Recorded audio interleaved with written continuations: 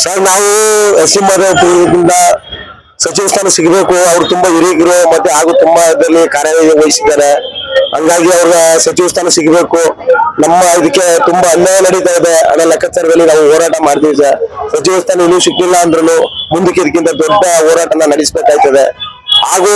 ಹಾಗೂ ಕೂಡ ಆಗಿಲ್ಲ ಅಂದ್ರೆ ಮುಂದೆ ಬರ್ತಕ್ಕಂಥ ಚುನಾವಣೆ 2028ರಲ್ಲಿ ಅದಕ್ಕೆ ನಾವು ಇದಕ್ಕೆ ತಕ್ಕ ಉತ್ತರನ ಆವಾಗ ನಾವು ನೀಡ್ತೀವಿ ಸರ್. ಮಲ್ಲಿಕಾರ್ಜುನ ಖರ್ಗೆ ಅವರ ಮಗ ಪ್ರಿಯಾಂಕಾ ಖರ್ಗೆ ಅವರಿಗೆ ಗೃಹ ಖಾತೆ ಕೊಟ್ಟಿದ್ದಾರೆ. ಜಿ ಪರಮೇಶ್ವರ್ ಅವರಿಗೆ ಉಪಮುಖ್ಯಮಂತ್ರಿ ಸ್ಥಾನ ಕೊಟ್ಟಿದ್ದಾರೆ. ನಿಮ್ಮ ಸಮುದಾಯದವರು ಎಸ್.ಸಿ. ಮಾದೇವಪುರ 40-45 ವರ್ಷ ರಾಜಕೀಯ ಅನುಭವ ಉನ್ನತ ಮಟ್ಟ ಸ್ಥಾನದಲ್ಲಿ ಇದ್ದಾರೆ. ಕಡೆಗಣಿಸ್ತಾ ಇದ್ದಾರೆ ಅಂತ ಒಂದು ದೊಡ್ಡ ಕ್ವೆಶ್ಚನ್ ಮಾರ್ಕ್. ಹೌದು ಸರ್, ಈಗ ಅವ್ರ ಕಡೆಗಣಿಸ್ತದೆ ಅಂದ್ರೆ ಅವ್ರನ್ನ ತುಂಬಾನೇ ಇದನ್ ಮಾಡ್ತಾ ಇದಾರೆ.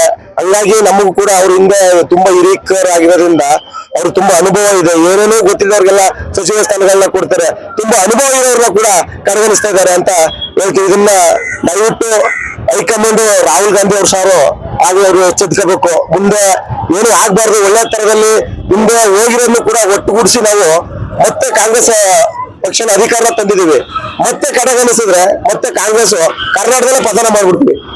ಸರ್, ಈ ಒಂದು ಪ್ರತಿಭಟನೆ ಹೈಕಮಾಂಡ್ ಸೋನಿಯಾ ಗಾಂಧಿ, ರಾಹುಲ್ ಗಾಂಧಿ ಅವ್ರ ಕುಟುಂಬ ಯಾವ್ದು ಹೈಕಮಾಂಡ್ ಅನ್ನೋದು ಒಂದು ತಲುಪಿಲ್ಲ ಸರ್. ಈ ಒಂದು ವಿಷಯ ತಲುಪಬೇಕು ಸರ್, ತಲುಪಬೇಕು. ತಮ್ಮ ಮೀಡಿಯಾದವರೆಲ್ಲ ಇದನ್ನ ದಯವಿಟ್ಟು ತಪ್ಪಿಸ್ಬೇಕು ಅಂತ ತಾವೆಲ್ಲರೂ ಕೂಡ ಮೀಡಿಯಾದವರು ಕೂಡ ನಾವು ಇದನ್ನ ನಮ್ಮ ವತಿಯಿಂದ ಎಲ್ಲರೂ ಕೇಳ್ಕೊತಾ ಇದೀವಿ ಸರ್. ಸರ್, ಇನ್ನೊಂದೇ ಒಂದು ವಿಷಯ ಸರ್, ನೀವು ದೊಡ್ಡವರಿದ್ದೀರಾ, ದಲಿತ ಮುಖ್ಯಮಂತ್ರಿ ಆಗ್ಬೇಕಾದ್ರೆ ಬರೀ ಮಾತುಗಳು ಡೈಲಾಗ್ ಹೊಡಿತಾರೆ.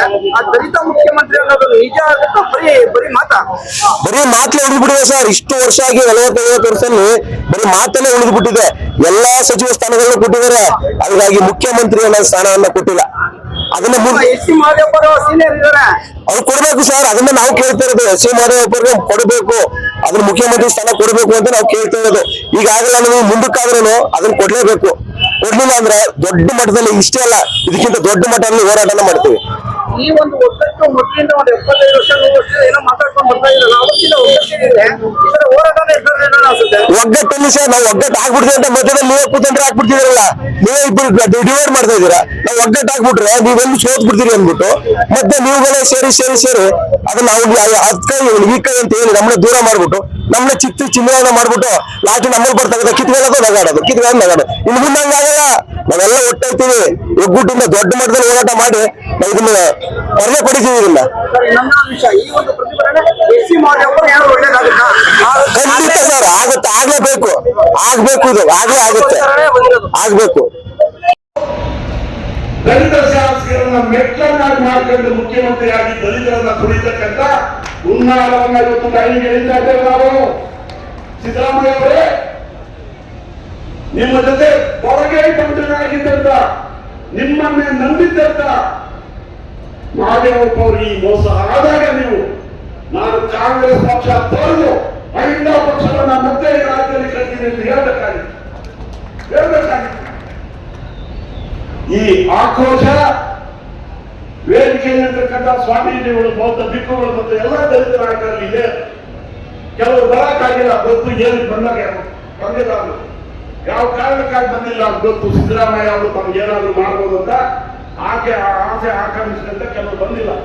ಎಲ್ಲರಿಗೂ ಎಷ್ಟು ಜನ ನಾನು ಬಾಬಾ ಸಾಹೇಬ್ ಅಂಬೇಡ್ಕರ್ ಸ್ಥಾಪನೆ ಮಾಡಿರ್ತಕ್ಕಂಥ ಸಮತಾ ಸೈನಿಕರ ರಾಷ್ಟ್ರೀಯ ಅಧ್ಯಕ್ಷನಾಗಿ, ಅವರೇ ಸಂಸ್ಥಾಪಿತ ಬುದ್ಧಿಸ್ಟ್ ಸೊಸೈಟಿ ಆಫ್ ಇಂಡಿಯಾದ ರಾಷ್ಟ್ರ ಉಪಾಧ್ಯಕ್ಷನಾಗಿ, ಬಾಬಾ ಸಾಹೇಬ್ ಅಂಬೇಡ್ಕರ್ ಸ್ಥಾಪನೆ ಮಾಡಿದಂತ ಪೀಪಲ್ಸ್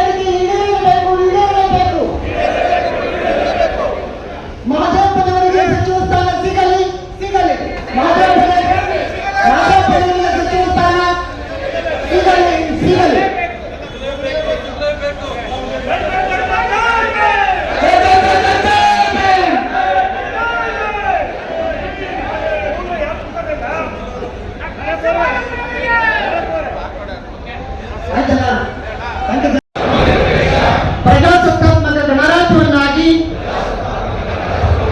ರೂಪಿಸುವುದಕ್ಕಾಗಿ ಭಾರತದ ಎಲ್ಲಾ ಪ್ರಜೆಗಳಿಗೆ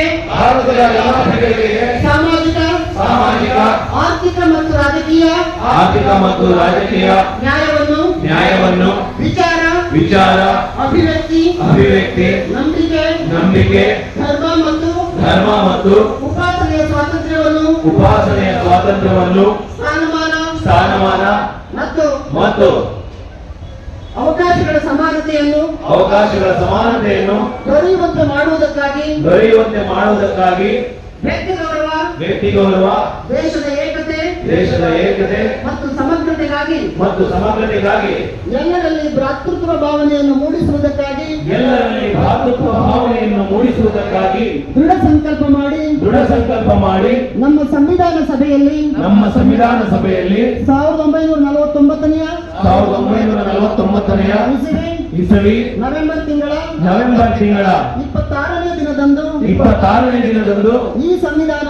ಈ ಸಂವಿಧಾನವನ್ನು ನಮಗೆ ನಾವೇ ಅರ್ಪಿಸಿಕೊಂಡು ಅಂಗೀಕರಿಸಿ ಶಾಸನವಾಗಿ